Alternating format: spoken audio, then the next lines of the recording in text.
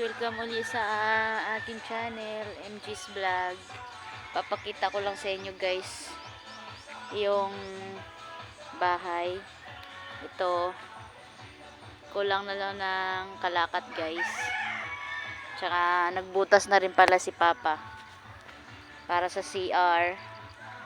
Kaya tutulungan ko siya mag-file ng hollow block sa CR. Tapos yan, nilinis na din pala niya guys.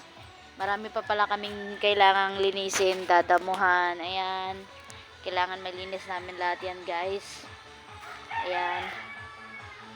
Yan guys. Yan yung bahay guys. Fix ko lang yung bahay.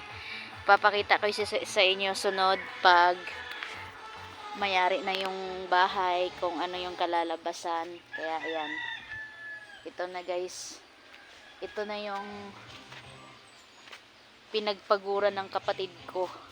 At pag mayari to, sigurado matutuwa siya kasi ang hirap kasi pag nangungupahan guys, kaya kailangan talagang mayari na namin to. Tsaka tutulong tayo kahit paunti-unti. Ayan. Ayan guys, i-share ko lang yung munti naming tahanan.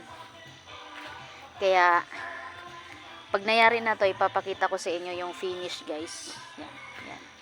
Ang ganda kasi guys, kasi nasa gilid lang kami ng kalsada. Tingnan nyo, nasa highway lang. Tsaka soon, magiging ispalto na din yan. Magiging simento na din yan kasi ginagawa na yung mga kalsada sa amin. Ginagawang highway, ginagawang simento guys. Yan. Kaya, guys, kung nagustuhan nyo yung video ko, paki-subscribe and like and share. Thank you guys. Thanks for watching. Bye-bye.